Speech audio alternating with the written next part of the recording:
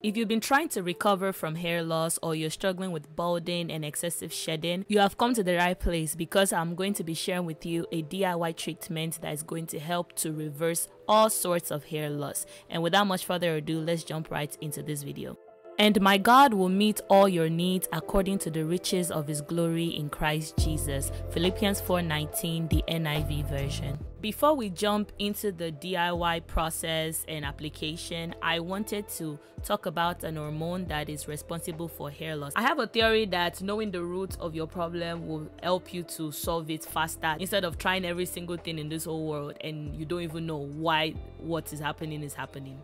The hormone that we're talking about is called DHT. I can't even attempt to pronounce it. I will swallow my tongue if I attempt to, but I'll put it on the screen. The simplest way for me to describe DHT is it is an hater.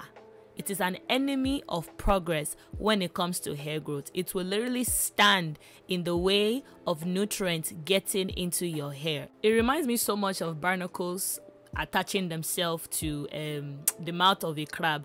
You will just be standing in the way of the crab's food and the crab will be hungry and getting skinnier and possibly dying from malnutrition. That is the same thing that happens when DHT stands in the way of nutrients getting into our hair follicles. Now this is where DHT blocking herbs come into play. They attach themselves to a very small part of the receptor so that when the DHT shows up that like I'm ready to come and possess this stolen possession, they will not be able to fit in that receptor. One of the best DHT blocking herb out there is green tea. This stuff is liquid gold and it's so underrated. Not only is it a DHT blocker, it is also able to reduce the amount of DHT levels that your body produces. It contains a compound called ECCG. I'm going to of course put the full pronunciation, the full spelling on the screen because I cannot come and swallow my tongue for you people. And this compound literally inhibits the production of DHT. There's an enzyme called 5-alpha reductase, whatever you pronounce it like, and that is what is responsible for converting testosterone into DHT. The EGCG compound that is found in green tea basically blocks the action of the 5-alpha reductase so that DHT will not form. This is what I call double threat. It is working before DHT is even formed, and let's say some DHT were stubborn and they decided to come into this life. It's still going to go to that receptor and prevent the DHT from attaching to the roots of your hair follicles.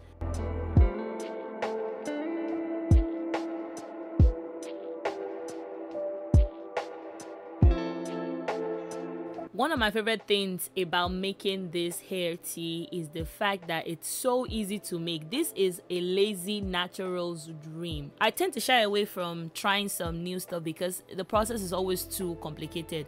Do this, steep this for 20 years, allow it to infuse for 1 million years. I don't like stuff like that. I like things that is quick and easy for my hair growth regimen, and green tea is just perfect. All you literally have to do is boil water and put the sachet of green tea into it and allow it to steep, cool down, and pour it into your spray bottle, and that's it. Straightforward. The type of green tea you decide to use does not matter. There is not a specific brand that is better than the other. Green tea is green tea. Everything is the same thing, okay? And the one I'm even using has mint. All right, as long as there's green tea in it, it should be okay. There are many different ways that you can use green tea in your hair growth regimen. You can use it as a hair rinse, you can use it as a hairspray, you can use it as a scalp massager, as a midweek moisturizer, a leave-in spray. You can literally use it to replace basic water. There is another way that you can use green tea in your hair growth regimen, but me, I will never recommend on social media or anywhere in this whole wide world for anybody to swallow anything, because that is between you and your doctor, that is between you and God. I'm not telling you to drink green tea, but me and myself, I drink a glass of green tea at least once every single day, because working on the inside is just as important as working on the outside, okay? Let's be guided. Let's even forget about green tea for now. How can you be eating like jagwajantis? You don't even have healthy living, you don't eat healthily, and you are saying that your hair is not healthy. How does that correlate? How can that work? I know you probably didn't expect me to be diving into this topic, but yeah, start eating a little bit healthy. It's not every day you be eating cake. Sometimes eat vegetables. Grab your carrot instead of grabbing your french fries. Forgive me for coming for your edges, but it just has to be said. If you're looking for the best way to use green tea, you should definitely use it as a hair rinse, or you should make sure that it is in the products that you're using on your scalp. Green tea is in the shampoo that I use on my wash days, and I don't even need to do a hair rinse just because of the fact that this shampoo has a high amount of green tea in it. One of the best things I've done for my hair growth regimen is finding products that contain herbs that I desire, so that I'm not spending too much time making it myself. I don't want to ever compromise on the health of my hair because I don't have the time to make things. The one downside that green tea may have is that it can be drying to your strands, so make sure that you're moisturizing after. I posted a video recently showing how to use orstil as a DHT blocker. That is also a very great alternative that will not dry your hair as much. It is one of the main ingredients in this hair moisturizer that I'm using. I probably should have shown you guys how to use green tea as a hair rinse as opposed to using it as a hairspray, because that is the way that I usually use it.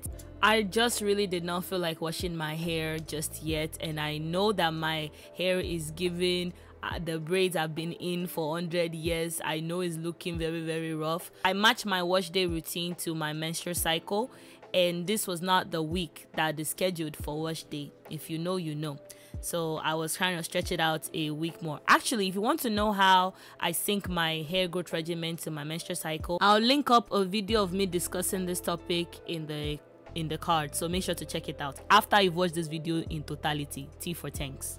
To summarize everything I've been saying for the past few minutes, basically you want to focus the green tea more on your scalp than on your strands. Also, make sure you condition your hair right after applying, whether as a hair rinse or as a hairspray.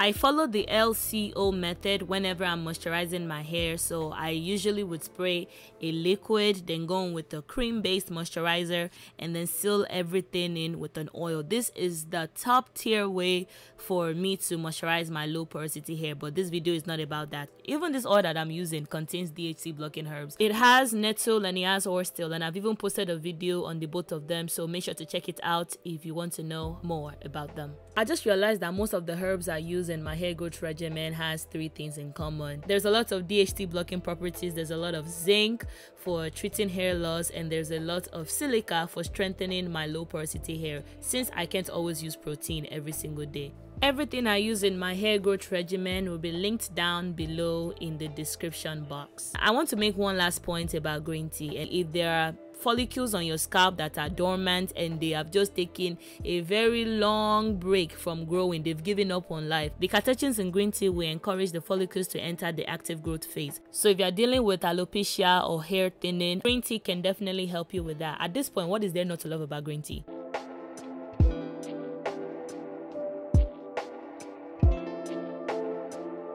That is all I have for you guys. Thank you so much for watching today's video.